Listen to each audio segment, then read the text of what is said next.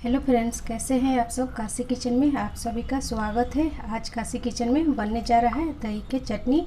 ये राजस्थान के पारंपरिक चटनी है। देख लेते हैं बनाने की विधि। आधा कप हम दही लिए हैं। अब इसमें हम 2 चम्मच धनिया पाउडर डाल देंगे। इसी चम्मच से हम 2 चम्मच कश्मीरी लाल मिर्च पाउडर डाल देंगे। इससे अच्छा कलर आता है और तीखा भी कम होता है। और 1 चम्मच गरम मसाला पाउडर डाल देंगे। आधी छोटी चम्मच नमक डाल देंगे और अच्छे से हम मिला लेंगे। मसाला और दही अच्छे से मिल जाए। देखिए, मसाला और दही को अच्छे से मिला लिए हैं। अब इसको हम रख देते हैं ताकि अच्छे से मसाला और दही एक दूसरे में अच्छे से मिल जाए। पहले से हमने गैस पर कढ़ाई रख लिए थे और गर्म हो चुका है। अब इसमें हम 1 छोटी चम्मच सरसों तेल डाल देते हैं। अब इसमें हम जीरा डाल देते हैं। आप चाहें तो राई या सरसों दाना भी डाल सकते हैं।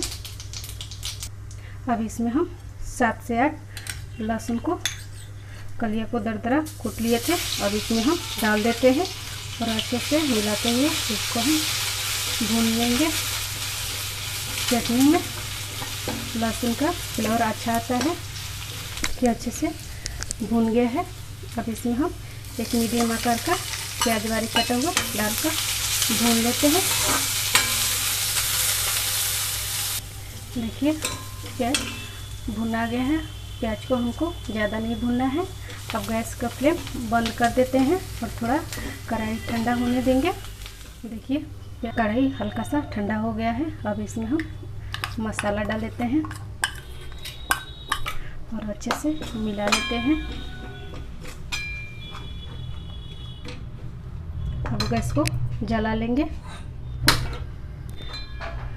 इसको चलाते हुए मसाले और दही को भूनेंगे। इसको हम छोड़ेंगे नहीं तो दही फट जाएगा। अच्छे से बबल आने तक इसको हम चलाते रहेंगे।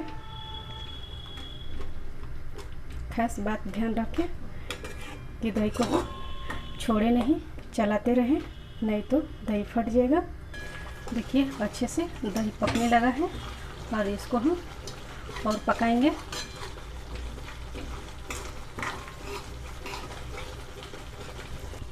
अब इसमें हम कटोरी में दही लगा था वो धुलकर डाल देते हैं और अच्छे से मिला लेंगे। मिलाकर कुछ देर और पकाएंगे। और इसको हम ढककर कुछ देर और पका लेते हैं।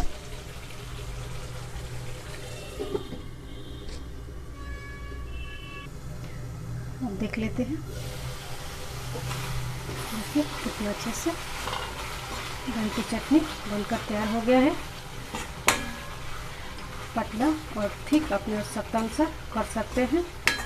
जितना आपको पतला रखना हो उतना आप रख सकते हैं। देखिए, चटनी से तेल सेपरेट होने लगा, तेल छोड़ दिया है। अब गैस के फ्लेम बंद कर देते हैं और इसको हम निकाल लेंगे। दही की चटनी बनकर तैयार हो गया है। बनाइए और खाइए। अपनी अनुभव काशी किचन में शेयर कीजिए। एक बार फिर मिलते हैं एक नई रेसिपी के साथ। तब तक के लिए नमस्कार।